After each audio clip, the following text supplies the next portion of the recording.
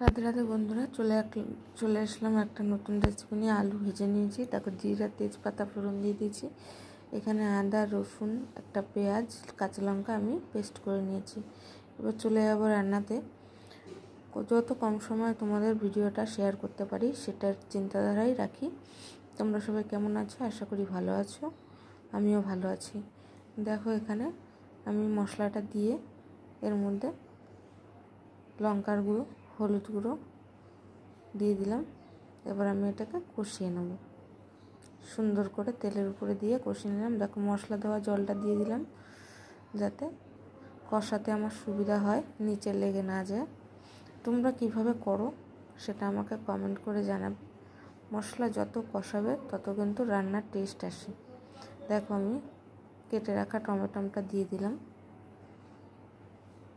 দেখতে থাকো আমি রান্নাটা কিভাবে করি, কত সহজ পদ্ধতিতে তোমাদের সাথে রান্না শেয়ার করি সেটা দেখে নাও। এই দেখো আমি প্রথমেই খাসির মাংসটা দুটো সিটি মেরে নিয়েছি যাতে খাসির মাংসটা নরম হয়ে যায় আর মশলাগুলো খুব সুন্দরভাবে মাংসের মধ্যে ঢুকে যায়। এবার দেখো আমি মশলা কষানো হয়ে গেছে, আমি মাংসটা এর মধ্যে তুলে দিয়ে দেবো।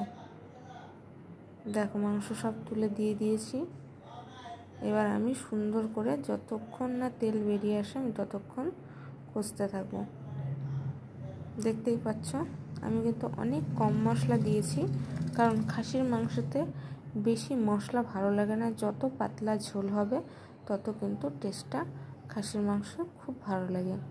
তোমরাও এইভাবে রান্না করে একদিন খেয়ে দেখবে যে কেমন হয়, তারপরে আমাকে কমেন্ট করে অবশ্যই জানাবে।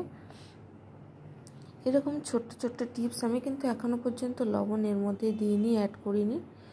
আমি লবণটা পরেই দেবো, যখন দেখব সব জলটা মরে গেছে তখন কিন্তু আমি লবণটা দেব। তোমরাও এইভাবে